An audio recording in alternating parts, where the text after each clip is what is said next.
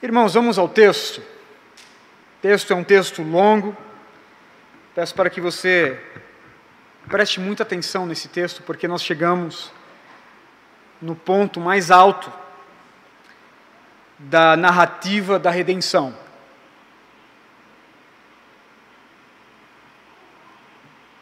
A paixão de Cristo é o Monte Everest aí da história redentiva, e o K2, o cume do Everest, são esses versos que nós vamos ler nessa noite. Mateus capítulo de número 27, nós vamos ler do 27 até o verso de número 56. Diz assim a palavra do Senhor.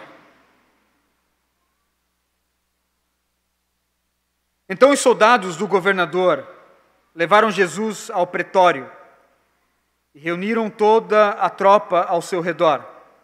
Tiraram-lhe as vestes e puseram nele um manto vermelho.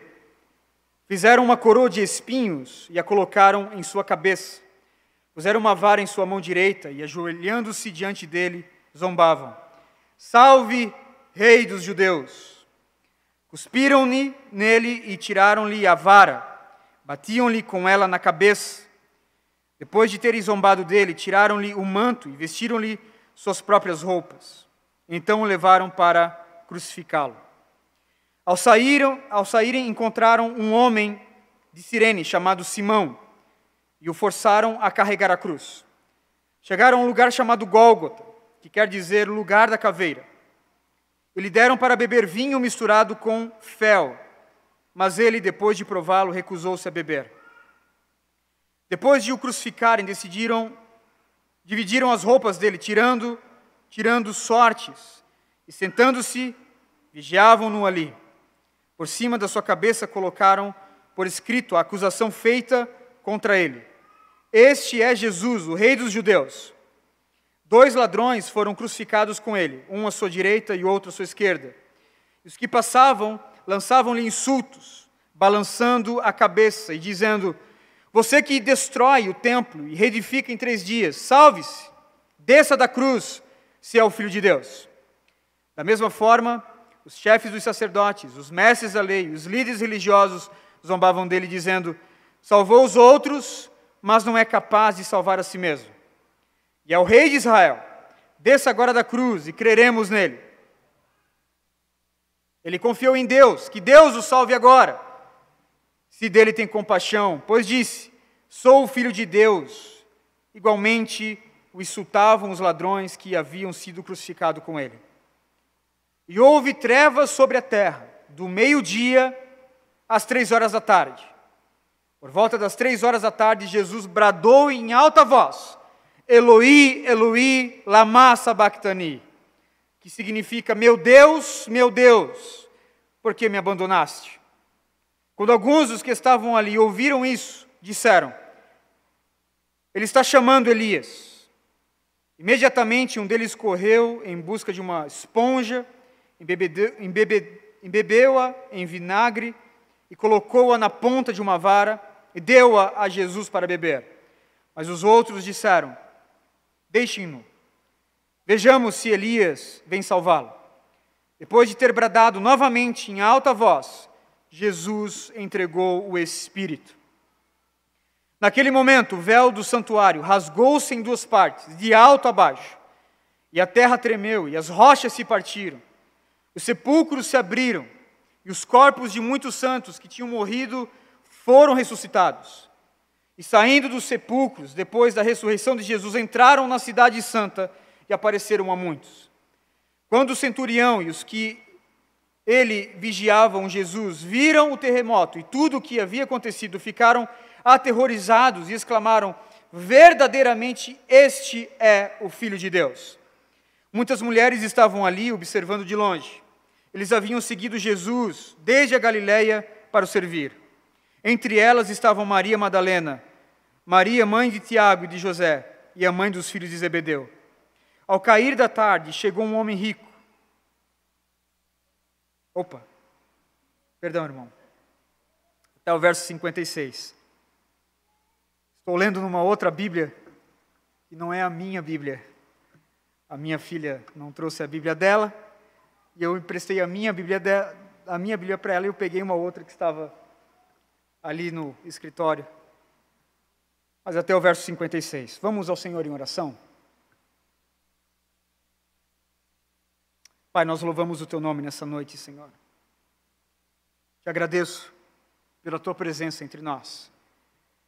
Eu te agradeço, Senhor, porque este culto ele é rendido a Ti, Senhor, e ele é feito isso pelos méritos do Teu Filho Jesus. Ajuda-nos, para a glória do Teu nome, a ouvir a Tua palavra. Ajuda-me a expor a Tua palavra, a expor a Tua verdade, a expor os Seus preceitos. Ajuda-me, ó Deus, a expor esse texto tão precioso. Faz isso para a glória do Teu nome. Deus, não permita que eu venha passar alguma impressão errada acerca de Ti, mas que eu venha tão somente pregar a Tua palavra, o Teu evangelho, a Tua verdade. Faz isso para a glória do Teu nome e para a nossa alegria. É assim que nós oramos. Amém e amém.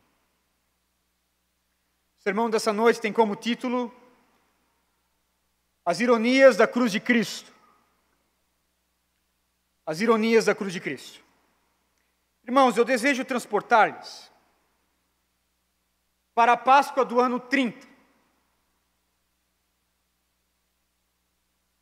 em Jerusalém. Que dia é este, irmãos? É a sexta-feira da crucificação do nosso Salvador. A fim de entender o texto dessa noite, nós precisamos então fazer uma breve recapitulação dos últimos movimentos aqui da paixão de Cristo. Jesus ele foi traído por Judas e levado do jardim do Getsêmani para a casa de Anás, o sumo sacerdote emérito. Da casa de Anás, Jesus sofreu todo tipo de zombaria, vexame e insulto. Da casa de Anás, irmãos, Jesus então ele é levado até a casa do seu genro Caifás, onde todo o sinédrio então se reuniu para interrogá-lo. Depois do interrogatório da casa de Caifás, Jesus é levado então para Pilatos. Pilatos, o governador da província da Judéia. Pilatos então ele realiza um terceiro interrogatório, descobre que Jesus, na verdade, é da Galileia. Manda então para Herodes. Herodes faz mais um interrogatório, volta então para Pilatos. E diante então de Pilatos nós temos um dos momentos mais dramáticos da Escritura, irmãos, como nós vimos no sermão passado. Pilatos reconheceu a inocência de Jesus, não menos do que 6 vezes. No verso 14, no verso 17, no verso 18, no verso 19, verso 22, verso 23, verso 24 do capítulo 26 e do capítulo 27. Mas mesmo assim, Pilatos entregou Jesus para ser crucificado. Este era o clamor da multidão. Crucifica-o! Solte Barrabás e crucifica-o! E é interessante lembrar, irmãos, que essa mesma multidão está do lado de fora, bradando em alta voz, pedindo a crucificação de Cristo Jesus. É a mesma multidão que, na mesma semana, ovacionou Cristo Jesus, dizendo: Hosana, Hosana nas alturas ao Rei que vem.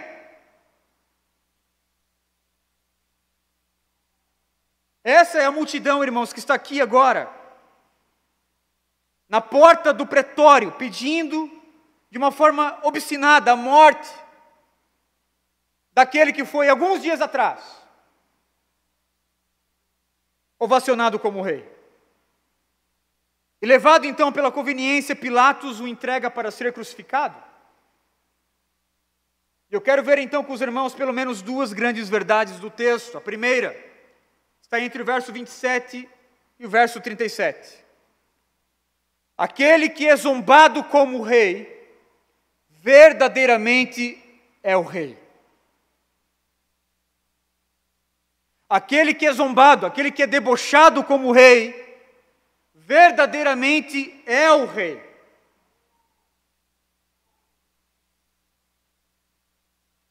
O verso 26 nos informa que Pilatos soltou Barrabás e mandou açoitar Jesus. O entregou então para ser crucificado. Que tipo de açoite Jesus recebeu aqui no verso 26, irmãos?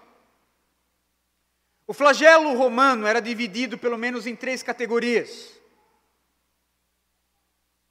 Primeiro, o açoite fustigatio. É a primeira categoria do flagelo romano. O flagelo fustigatio era um espancamento menos severo.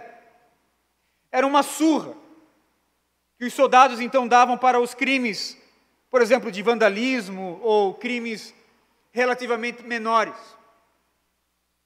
Depois você tem uma outra categoria, um pouco mais severa, chamada o açoite flagelátio, que era um espancamento brutal, cujo castigo deveria ser aplicado então para crimes mais sérios. O condenado então ele apanhava, irmãos, por diversas vezes. E nesse castigo, nesse açoite, por muitas vezes, o condenado então vinha até o desmaio e achava-se vergões por todo o seu corpo. A terceira categoria, e a categoria que Cristo recebeu, era o açoite chamado verberate. Irmãos, esse açoite, ele é tão cruel que um cidadão romano ele não poderia receber, a não ser por um decreto do próprio imperador. Os chicotes eram feitos de tiras de couro, que na ponta era fixado então pontas de osso, pedaços de chumbo. O condenado então ele era amarrado de uma forma que ele ficava meio que dobrado, as costas ficavam expostas.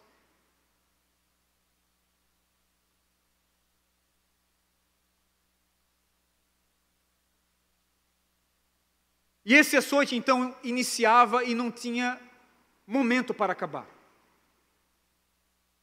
Não raras as vezes, a carne das vítimas era tão rasgada que até os ossos e as entranhas poderiam ser vistos.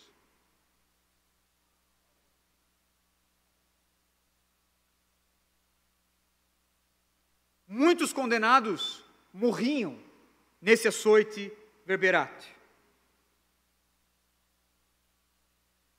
Por que eu defendo, irmãos, que foi exatamente esse açoite que Jesus ele recebeu? Porque todos os traços de humanização desapareceram após esse flagelo.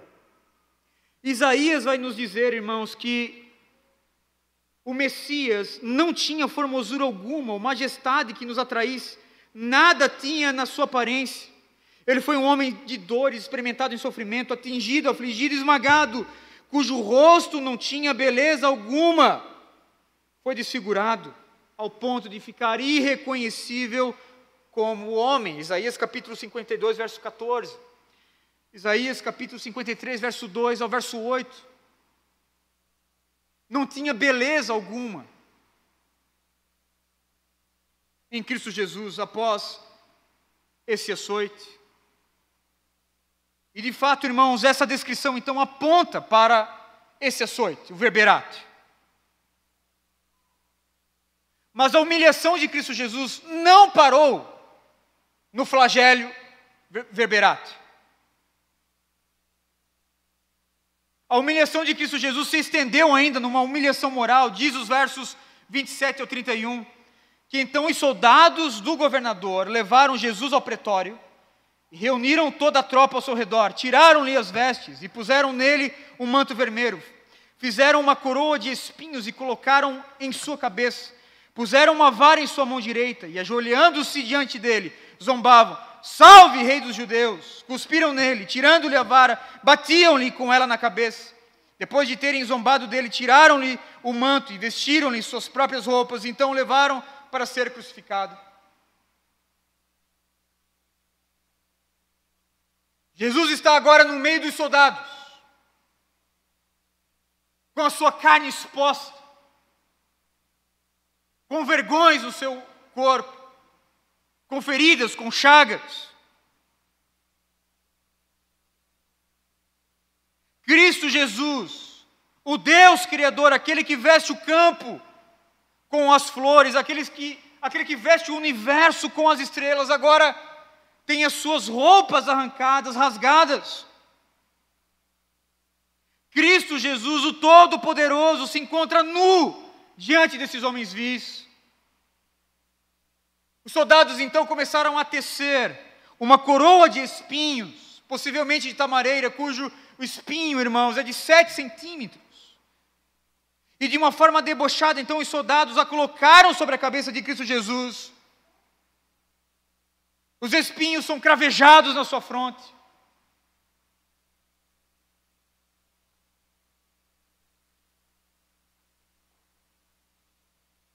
O sangue, então, começa a correr sobre a fronte de Cristo Jesus.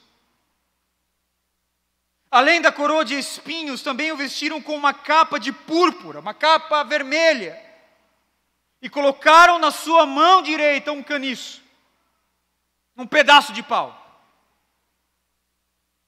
Eis o quadro caricato de um rei, pintado completamente aqui por esses soldados. Há uma coroa, há um manto, há um cetro.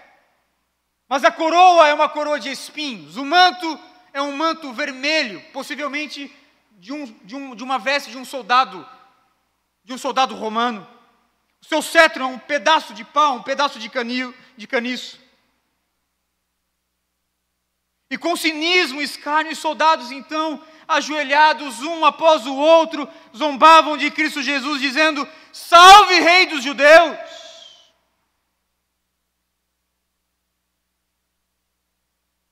Por ora, então, tiravam da mão dele o caniço e batiam-lhe na cara. Diz o verso 32 ao verso 37, irmãos: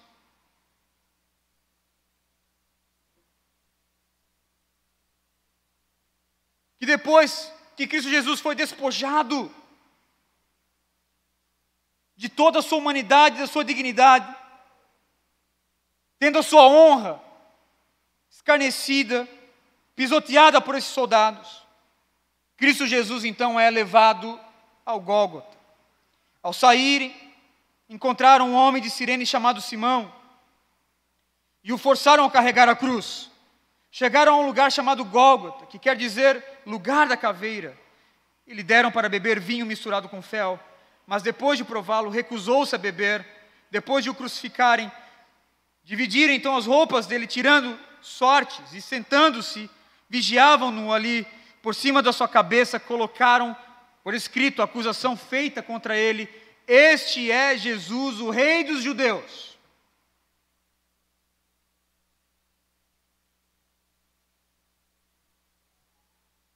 Jesus é levado até o Gólgota. Uma tora áspera, grossa, foi colocada então em seus ombros. Jesus, com o corpo completamente fadigado, cansado, caminha em humilhação e vergonha pelas vielas estreitas de Jerusalém, com uma cruz em seus ombros. Num determinado momento, irmãos, a exaustão de Cristo Jesus foi tão grande que possivelmente ele caiu. Onde nós temos então esse homem chamado Simão de Cirene, que é chamado então para auxiliar Jesus.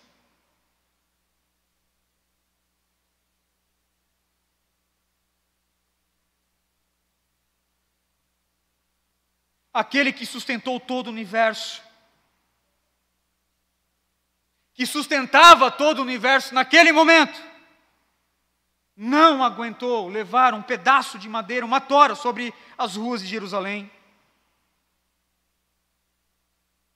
Aquele que se mostrou tão poderoso sobre o vento, sobre as ondas do mar, sobre a morte, ressuscitando mortos, agora se aquieta e deixa-se ser vencido pelo cansaço, pelo sofrimento. Diz o texto que ao chegar no lugar da execução, o Monte Gólgota, os soldados pregaram um escrito por cima da cabeça de Cristo Jesus: Este é Jesus, o Rei dos judeus. Veja que pela segunda vez, Cristo Jesus aqui está sendo zombado, escarnecido como Rei. E nós sabemos, irmãos, pelo Evangelho de João, que o próprio Pilatos mandou fazer esse escrito e pendurar então sobre o madeiro de Jesus. Esse escrito foi feito em pelo menos 3 línguas: aramaico, latim e grego, para que todos que passassem por ali, o vissem pendurado Jesus como o Rei dos judeus. Eis aqui, irmãos, a ironia do texto. A ironia da ironia do texto. Porque aquele que está sendo escarnecido como Rei, de fato é o Rei. Aquele que é zombado como Rei é o Rei. É como se o evangelista Mateus nos colocasse então por detrás das cortinas da narrativa bíblica e nos mostrasse que aqueles soldados estavam comunicando uma verdade bíblica acerca da natureza de Cristo Jesus. Ele é o Rei dos judeus, Ele é o Messias, Ele é o Salvador do seu povo.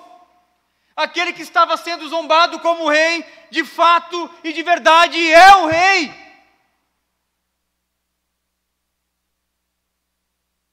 Esse é Jesus, o Rei dos judeus, zombado como Rei, contudo, verdadeiramente Ele é o Rei.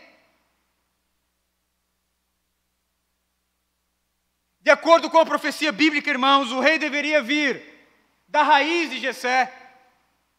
Jesus, tanto pela linhagem de Maria como do seu pai adotivo José, Cristo Jesus era descendente, vinha da raiz de Jessé.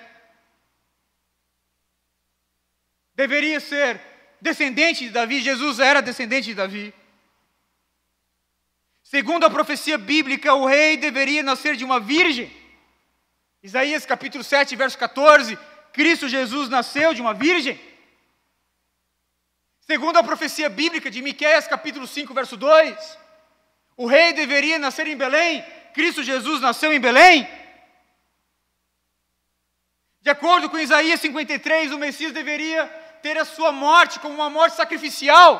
Cristo Jesus morreu uma morte sacrificial. De acordo com o Salmo 22, o Messias, o Rei, deveria ter as suas mãos pregadas, os seus pés pregados. Cristo Jesus morreu com as mãos e com os pés pregados. De fato, Ele é o Rei.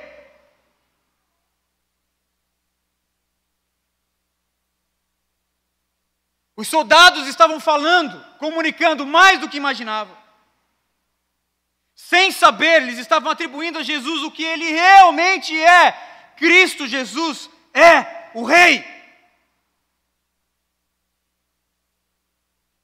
Ainda que pintado de uma forma caricata aqui. Um rei com uma coroa, mas uma coroa de espinhos. Um rei num trono, elevado, mas pregado numa cruz. Um rei com manto, mas um manto de deboche vindo de um soldado romano. Um rei com um cetro, mas um cetro feito de pau, de caniço. Aquele que é zombado como Rei, de fato é o Rei, irmãos.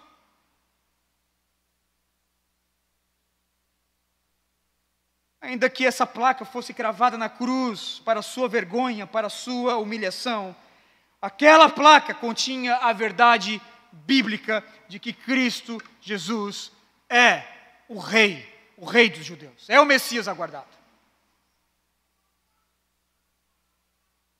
A segunda ironia, entre os versos 38 ao verso 56, aquele que é zombado como Salvador, verdadeiramente é o Salvador. Aquele que é zombado como Salvador, aquele que é debochado como Salvador,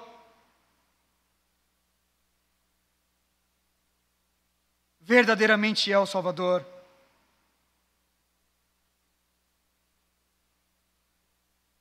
O patíbulo foi posto ao chão. Os braços do nosso Senhor foram esticados de um lado para o outro. Cravos foram colocados em seus pulsos. Aquele que trabalhou em toda a sua juventude como um carpinteiro, mexendo ali com martelo, com prego, com madeira.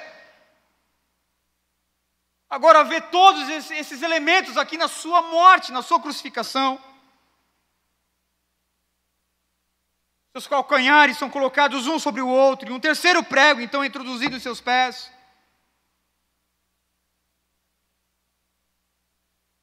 Um tipo de assento é colocado por baixo dos seus pés para aumentar ainda mais o sofrimento de Cristo Jesus. As cordas foram amarradas nas pontas horizontais da cruz. Essas cordas são puxadas. A cruz começa a ser erguida, de modo que a parte inferior, então, é colocada num buraco profundo. O corpo de Cristo é sacudido de cima para baixo. E ali, suspenso sobre a terra, suspenso entre a terra e os céus, Jesus começa a viver então os seus últimos minutos.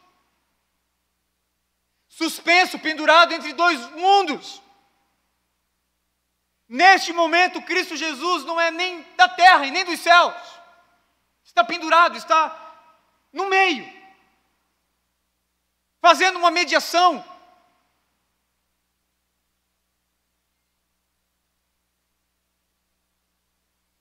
A cruz é levantada. Naquele momento, Cristo Jesus está suspenso como um perfeito mediador. Não é da terra e nem dos céus. Contudo, naquele momento, os homens poderiam dizer: Ele é um de nós. Ao passo que o Pai e o Espírito Santo poderiam dizer: Ele também é um de nós. Eis o mistério da cruz de Cristo, irmãos. Veja o retrato aqui da perfeita mediação de Cristo Jesus. Ele se faz presente entre Deus e os homens, levantado, suspenso entre a terra e os céus. Cristo Jesus.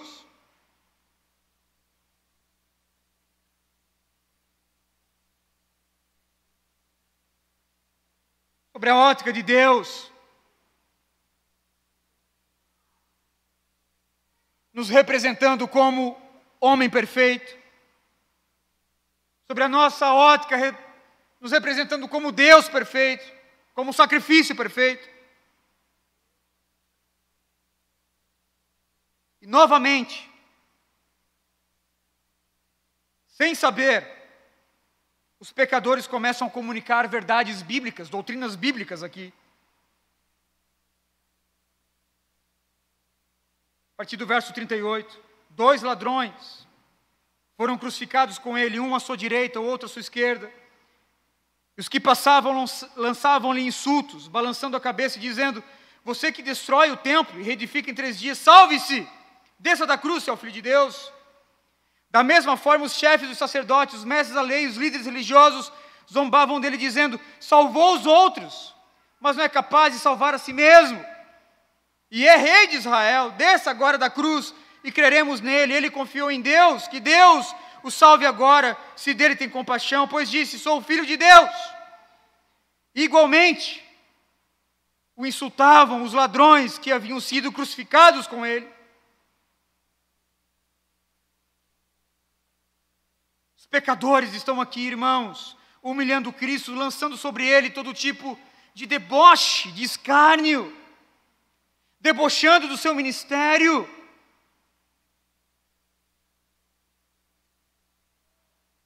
Contudo, proclamando exatamente aquilo que Cristo fez em sua vida, salvando os outros. É exatamente isso que Cristo está fazendo. Cristo Jesus está salvando o seu povo. Eles estavam debochando, salvou a si mesmo. Ou melhor, não salvou a si mesmo. E quer salvar os demais.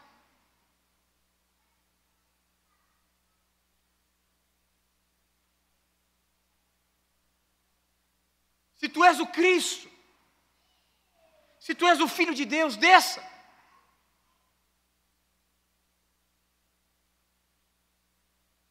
Salve-se a si mesmo. Mas não. Salvou os outros, mas não tem capacidade para salvar a si mesmo. De fato, irmãos, a verdade do texto, a verdade da narrativa da redenção é que Cristo, Ele negou salvar a si mesmo para salvar o seu povo.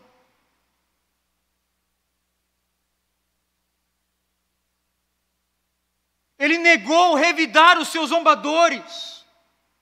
Negou revidar os seus zombadores, demonstrando aqui, talvez o seu poder. Não, Cristo Jesus, Ele não quis salvar a si mesmo para salvar o seu povo.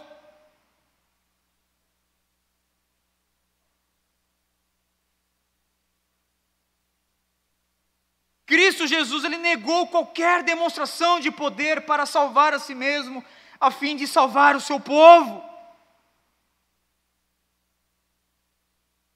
Essa é a verdade bíblica. 1 Coríntios capítulo 1, verso 18, Paulo vai dizer que Deus o ofereceu como sacrifício para propiciação mediante a fé, pelo seu sangue, demonstrando a sua justiça, em sua tolerância, havia deixado impunes os pecados anteriormente cometidos, mas no presente demonstrou a sua justiça, a fim de ser justo e justificador daquele que tem fé em Jesus. Romanos capítulo 3, verso 25 e 26.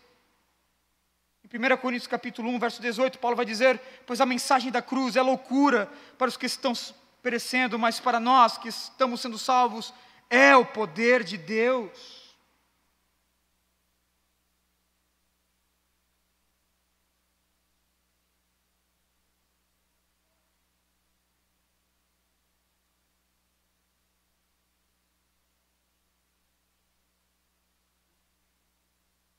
Aquele que é zombado como Salvador, de fato é o Salvador. Cristo Jesus não quis salvar a si mesmo para salvar o seu povo. Inclusive, Ele fez isso no momento da cruz, salvando um dos ladrões, irmãos. Diz o texto que os dois estavam zombando, os dois. Mas num determinado momento, a graça alcançou o coração de um dos ladrões. De modo que ali nos últimos momentos ele pediu: mestre,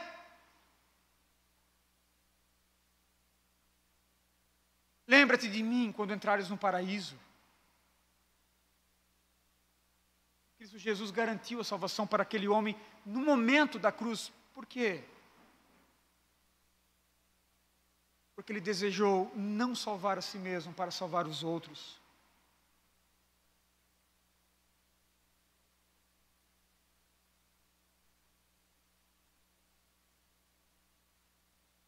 No verso 45, o sol escondeu-se diante da cruz. Houve trevas sobre toda a terra, do meio-dia às 3 horas da tarde.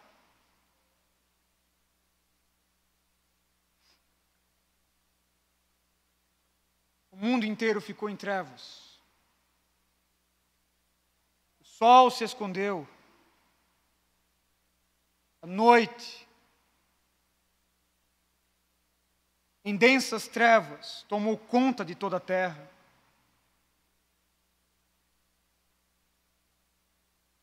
Os comentaristas vão dizer que, num determinado momento da crucificação, esse momento de densas trevas, irmãos, Deus, Ele desejou esconder dos olhos dos homens toda a sua fúria, a fúria da sua ira sendo despejada sobre Cristo nesse momento da crucificação. O Pai quis ofuscar dos olhos humanos um momento de maior terror de Jesus.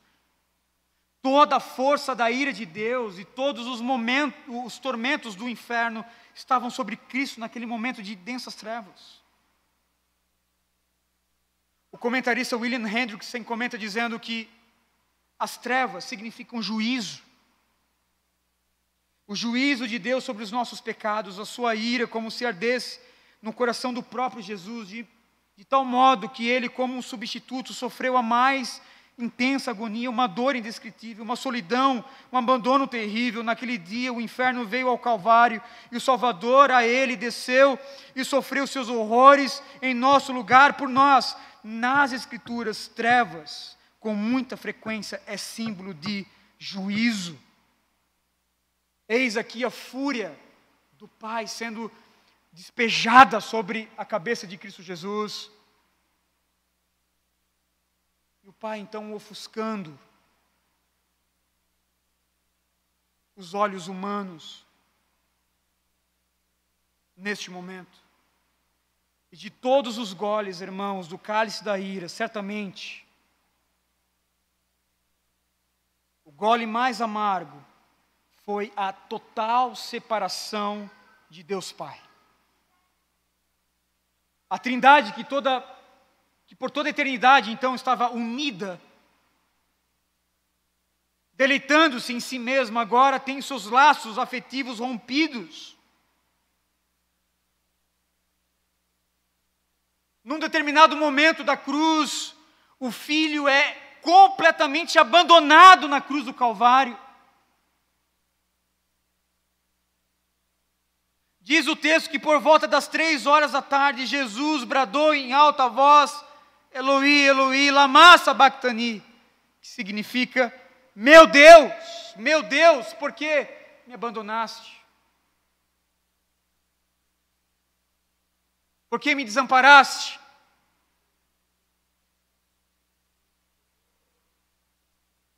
Ao longo da sua vida, Jesus sofreu muito nas mãos dos homens. Em determinados momentos sofreu nas mãos de Satanás, mas agora Cristo Jesus está sofrendo nas mãos de Deus. E de que modo Jesus está sofrendo nas mãos de Deus o Pai? Sendo o depósito de toda a sua ira e sentindo completamente o abandono da presença mais pura que o Filho sentiu desde a eternidade passada. Irmãos, que mistério é esse do abandono de Cristo Jesus na cruz do Calvário? Lutero vai dizer que é um dos mistérios da paixão de Cristo, um dos grandes mistérios da crucificação, é este momento aqui, Deus abandonando Deus. Lutero vai dizer. Cristo Jesus, que sempre esteve presente na vida do seu povo, agora está sozinho.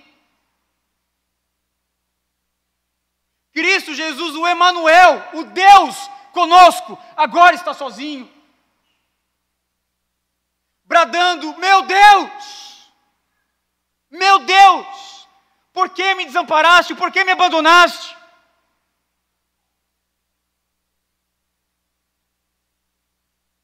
Veja que esse brado aqui vem por meio de uma pergunta, em formato de pergunta. Meu Deus, por que me desamparaste? Responda com a mensagem do Evangelho essa pergunta de Jesus.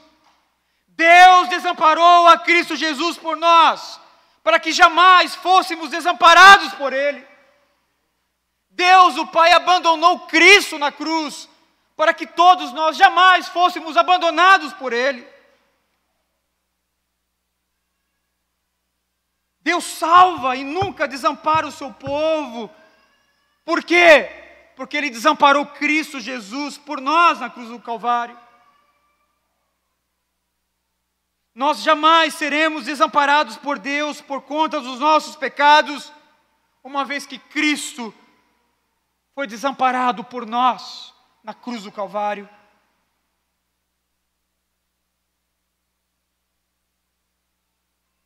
O verso 50 diz, irmãos, que depois de ter bradado novamente em alta voz, Jesus entregou o seu Espírito.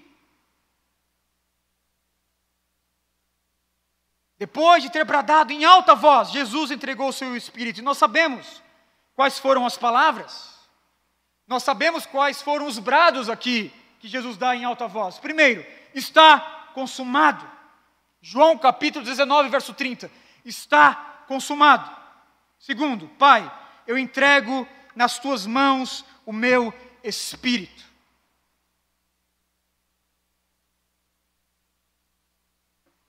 Está consumado.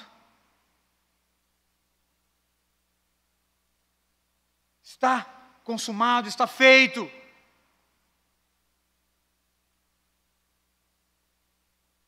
Tetelestai, do grego, está consumado, está feito. Eis aqui a suma do Evangelho, está consumado.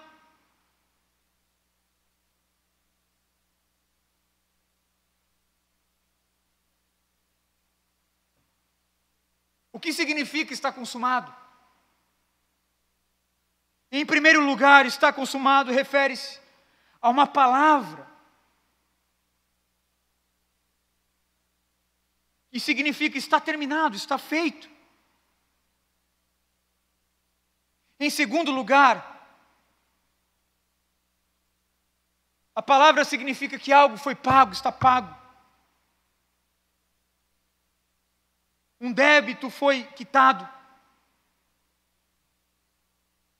Em terceiro lugar, tetelestai significa que um juízo reto foi feito. Um juiz, por exemplo, ao julgar uma causa, ou um rei, ao dar o seu veredito, usava essa palavra como um sinal de poder. Como se dissesse, está encerrado, caso encerrado. Tetelestai. Em quarto lugar, a palavra significa missão cumprida. Missão cumprida. O trabalho está feito, foi concluído. Em quinto lugar, irmãos, a palavra significa uma garantia de posse.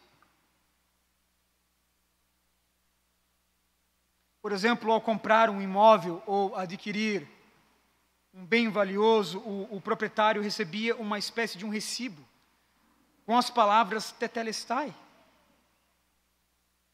que era uma garantia daquele recebimento, da posse.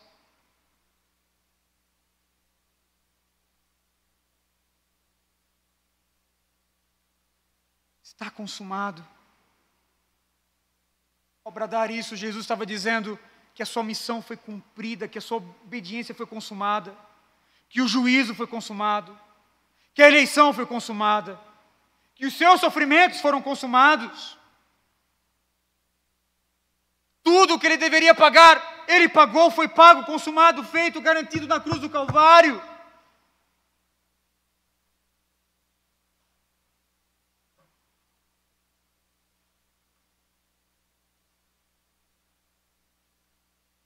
Eis a cruz de Cristo, a nota promissória.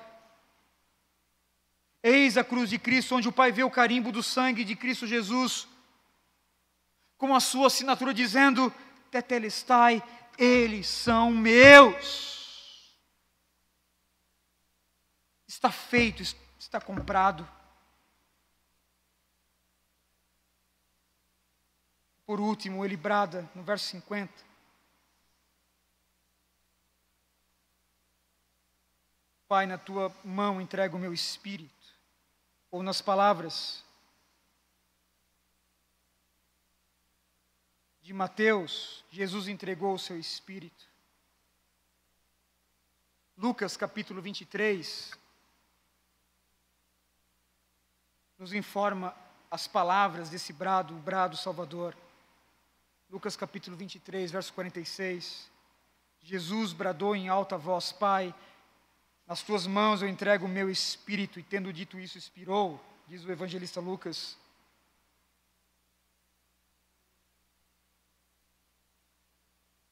Veja, Cristo Jesus não falou o que falou aqui, Pai, eu entrego nas tuas mãos o meu espírito, porque ele previu que estava morrendo, não.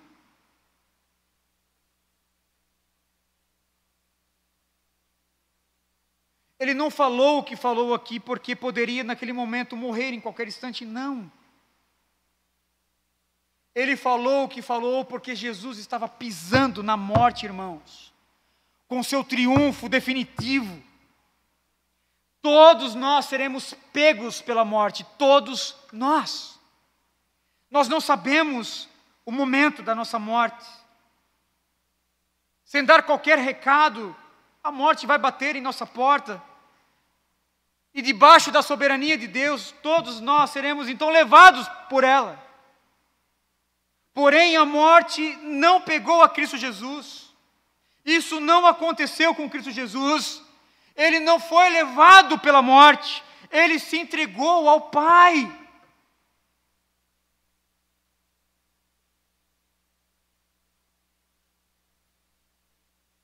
Ao bradar pela última vez: Pai, eu entrego nas tuas mãos o meu espírito.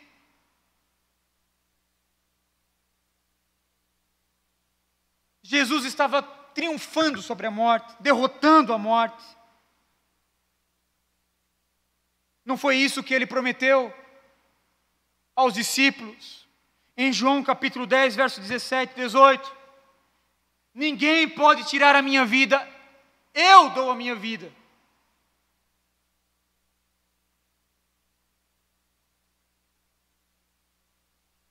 Eu dou a minha vida para resgatá-la, para retomá-la, e eu tenho autoridade para dá-la e para retomá-la. Essa ordem eu recebi do meu Pai. Foi o que Jesus nos disse em João capítulo 10, versos 17 e 18. Ele matou a morte em sua morte, ou como bem disse John Owen, a morte da morte na morte de Cristo.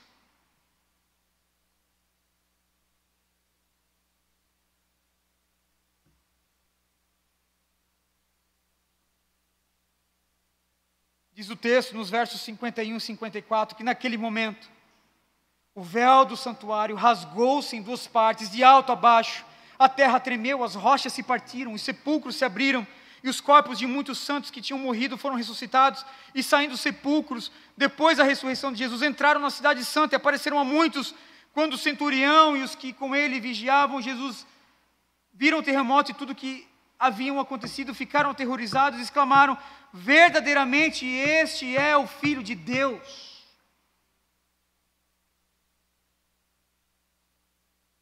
Quando Cristo Jesus entregou o seu Espírito, o sacrifício perfeito foi concluído, foi consumado.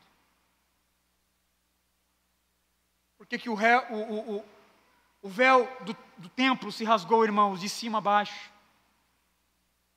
Porque não havia mais necessidade dos rituais de purificação. Não havia mais necessidade de sacrifícios, holocaustos, ritos de expiação.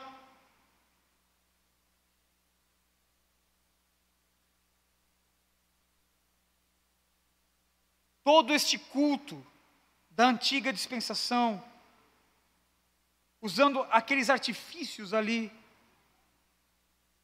descritos, por exemplo, no livro de Levítico, foram todos eles abolidos de uma vez por todas, quando Cristo Jesus morreu. E num ato sobrenatural, então, o véu do templo que separava o lugar santo do lugar santíssimo foi rasgado de cima a baixo, comunicando que não há mais necessidade de sacerdotes, de mediadores entre Deus e o seu povo. A barreira do pecado que nos afastava de Deus, essa barreira foi completamente removida. Cristo Jesus, ao mesmo tempo, era o sacerdote e a oferta, de modo que ele entra então no Santo dos Santos e oferece o seu sacrifício de modo perfeito. O escritor de Hebreus vai nos dizer no capítulo 4, a partir do verso 14: portanto, visto que temos um grande e sumo sacerdote que adentrou os céus, Jesus, o Filho de Deus, apeguemo-nos com toda a firmeza à fé que professamos, pois não temos um sumo sacerdote que não possa compadecer-se das nossas fraquezas, mas sim alguém que, como nós, passou por todo tipo de tentação, porém sem pecado. Assim sendo, aproximemo-nos do trono da graça com toda a confiança, a fim de recebermos misericórdia e encontrarmos a graça que nos ajude no momento da necessidade. Eis aqui o que Cristo fez ao entregar o seu Espírito. Foi consumado. A ordem do antigo culto foi abolido.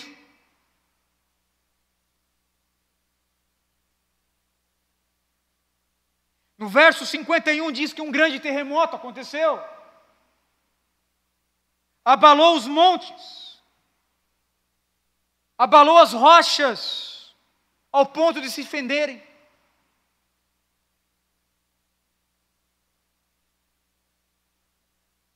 O Gólgota, triunfando sobre o Monte Sinai. A graça triunfando sobre o juízo. De modo que até os túmulos se abriram e os mortos foram ressuscitados, irmãos. Diz o texto, inclusive, entrando na cidade, aparecendo a muitos. O que isso quer dizer?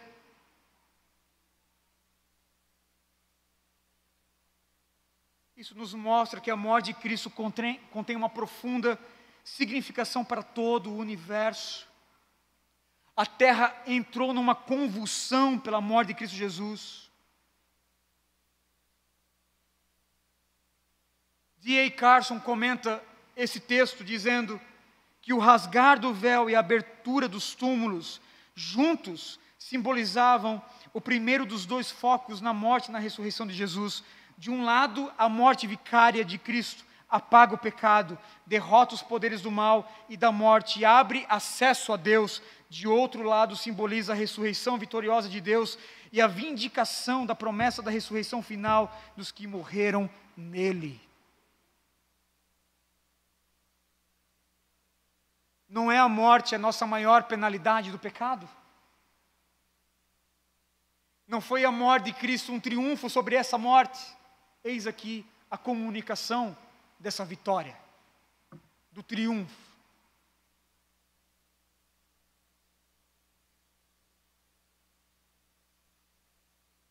E por fim, irmãos, nós temos os primeiros convertidos após a morte de Cristo. Veja um soldado, um centurião romano, um homem responsável pela missão da crucificação, bem como seus liderados foram os primeiros agraciados pela salvação proveniente do poder da cruz de Cristo. Pois, ao presenciar tudo isso, os soldados disseram: verdadeiramente este é o Filho de Deus.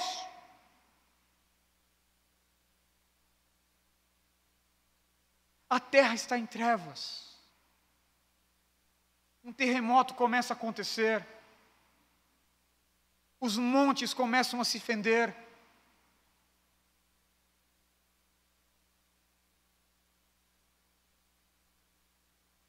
Jesus triunfando sobre a morte, entregando o seu espírito. Os soldados responsáveis por aquilo, observando tudo isso e concluindo: verdadeiramente este é o Filho de Deus. Irmãos, o que nós temos aqui é a oração de Cristo Jesus sendo respondida. Minutos antes, Jesus estava orando por esses homens. Lucas capítulo de número 23, verso 34. Pai, perdoa-lhes porque eles não sabem o que estão fazendo. Perdoa-lhes porque eles não sabem o que estão fazendo. A oração de Cristo Jesus sendo respondida agora. No primeiro convertido pós-crucificação, pós-morte de Cristo. O primeiro deles.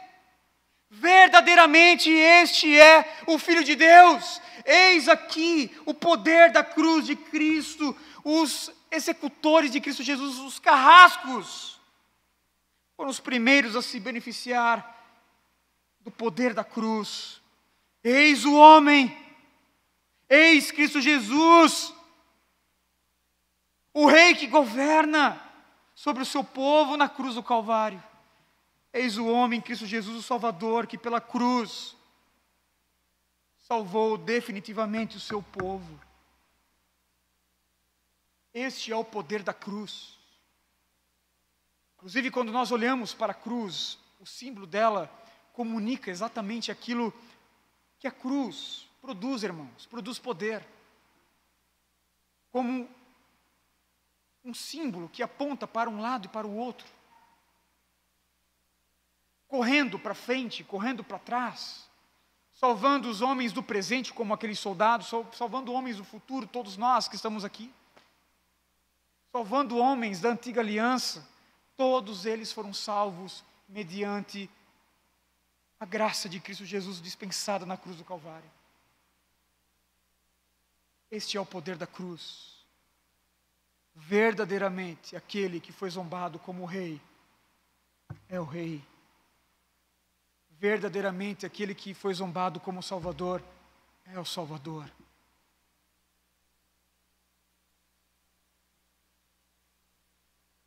Algumas aplicações para nós. A primeira delas, que o menino de Belém, tal como prometido, tornou-se rei e salvador do seu povo. Irmãos, nós estamos num culto de Natal. Aí você diz, estamos num culto de Natal para comemorar o nascimento de Jesus, e a mensagem é sobre a crucificação, é sobre a morte de Jesus. Onde é que está o sermão do nascimento de Jesus?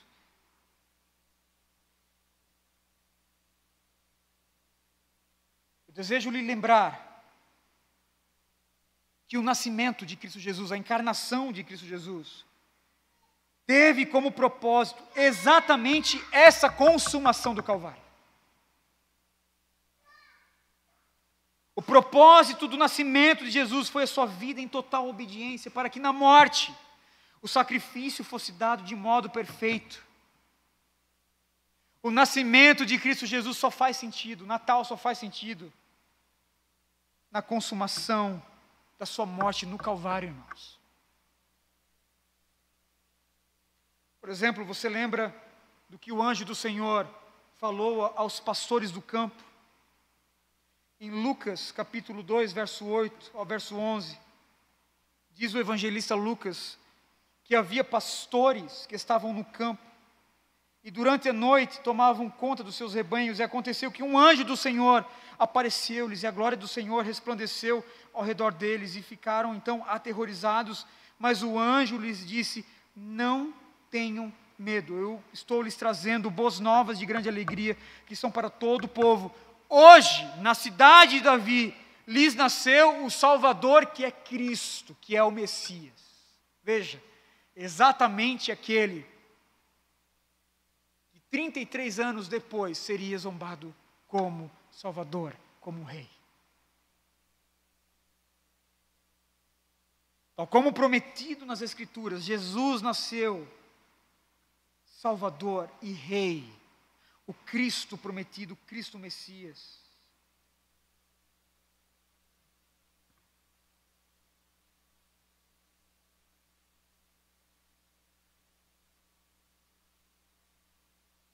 Segunda aplicação, irmãos. Como é que a mensagem da graça se torna um escândalo para nós? Como é que Deus se utiliza da cruz de Cristo para salvar pecadores? Você já parou para pensar que o símbolo da nossa fé é a cruz e não é a manjedoura? Um símbolo de tortura, um símbolo de morte.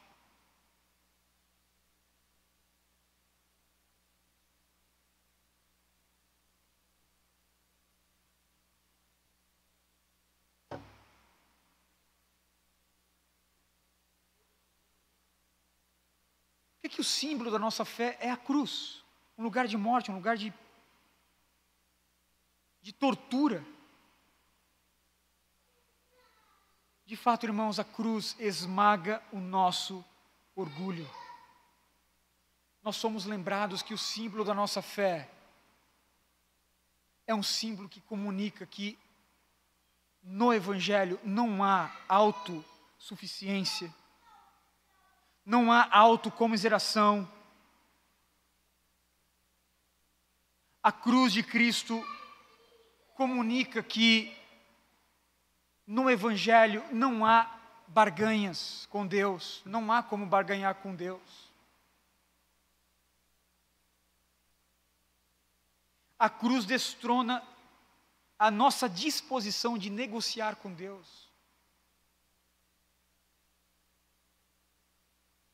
A cruz de Cristo prega ao nosso coração que o amor de Deus desce dos céus por meio de uma demonstração viva na pessoa, na obra, na vida, na morte de Cristo Jesus.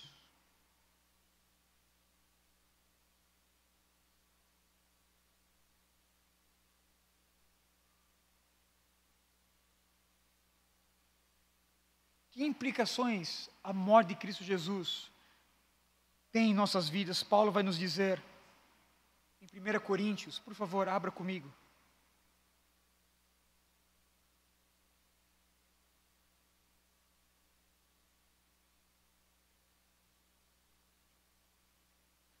Primeira Coríntios capítulo 1,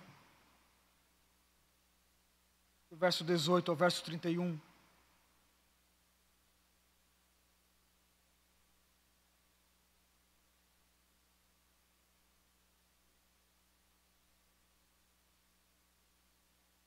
Primeira Coríntios capítulo 1, do verso 18 ao 31. Pois a mensagem da cruz é loucura para os que estão perecendo, mas para nós que estamos sendo salvos é o poder de Deus. Pois está escrito: destruirei a sabedoria dos sábios e rejeitarei a inteligência dos inteligentes. Onde está o sábio? Onde está o erudito? Onde está o questionador desta era? Acaso não tornou Deus loucura a sabedoria deste mundo, visto que na sabedoria de Deus o mundo não o conheceu por meio da sabedoria humana? Agradou a Deus salvar que creem por meio da loucura da pregação. Os judeus pedem sinais miraculosos, os gregos procuram sabedoria. Nós, porém, pregamos a Cristo crucificado, o qual de fato é escândalo para os judeus e loucura para os gentios, mas para nós que fomos chamados, tanto judeus como gregos, Cristo é o poder de Deus e a sabedoria de Deus, porque a loucura de Deus é mais sábia que a sabedoria humana, e a fraqueza de Deus mais forte que a força do homem. Irmãos, pense no que vocês eram quando foram chamados. Poucos eram sábios segundo os padrões humanos, poucos eram poderosos, poucos eram de nobre nascimento, mas Deus escolheu o que para o mundo é loucura, para envergonhar os sábios, escolheu o que para o mundo é fraqueza, para envergonhar o que é forte. Ele escolheu o que para o mundo é insignificante, desprezado, e o que nada é, para reduzir a nada o que é, a fim de que ninguém se glorie diante dele. É, porém, por iniciativa dele que vocês estão em Cristo Jesus, o qual se tornou sabedoria de Deus para nós, isto é, justiça, santidade e redenção, para que, como está escrito, quem se gloriar, glorie-se em Cristo Jesus. A cruz de Cristo fere o nosso orgulho. Como nós podemos, irmãos, permanecer orgulhosos diante da cruz? A cruz é símbolo da morte da nossa arrogância. Como nós podemos ser arrogantes se nós fomos crucificados com Cristo Jesus?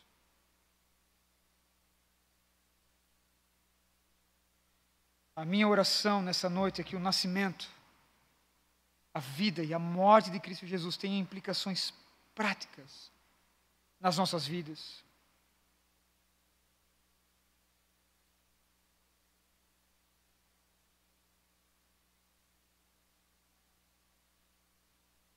Que os efeitos da cruz de Cristo nos alcancem, irmãos. Nos alcançou em nossa salvação e que nos alcance, então, na preservação da nossa salvação.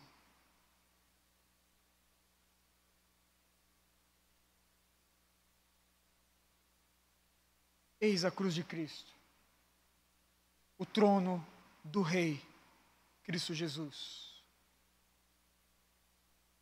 Eis a cruz de Cristo, o culto de Deus para Deus, a propiciação dada de Deus para Ele mesmo.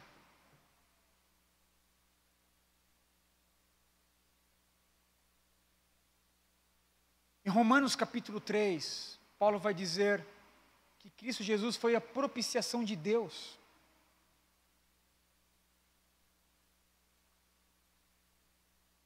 Propiciação é apaziguar um Deus que é irado.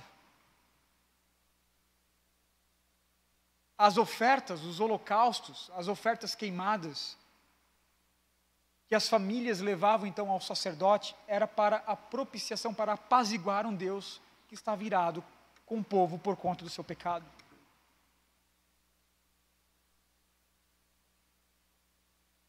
Em Cristo Jesus, na morte de Cristo Jesus na cruz, nós temos a propiciação de Deus para Ele mesmo.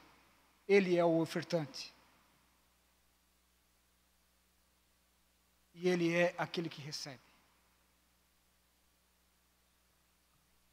Aquele que é zombado como rei, de fato é o rei. Aquele que é zombado como salvador, de fato é o salvador. Vamos orar? Pai, nós louvamos o Teu nome nessa noite.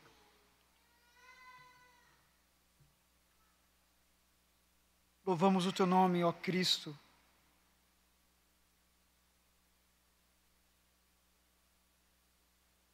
Louvamos o Teu nome pelo Teu nascimento, pela Tua encarnação, pela Tua vida em obediência, pela Tua morte vicária, substitutiva na cruz do Calvário. Nós louvamos o Teu nome, ó Cristo. Ajuda-nos a compreender isso. Ajuda-nos, ó Cristo, a compreender o peso do nosso pecado. Por meio do Teu Espírito, por favor, ajuda-nos, ó Deus, a olhar para os sacrifícios, todos aqueles ritos da antiga aliança e ver tudo isso como abolido. Tu és o nosso único e supremo sacerdote, aquele que adentrou de uma vez por todas nos santos dos santos, se oferecendo como sacrifício perfeito em nosso lugar. Louvado seja o Teu nome. Pela Tua morte, Senhor. Pelo triunfo sobre as potestades, sobre os principados, sobre o nosso pecado. Ajuda-nos, ó Deus, a compreender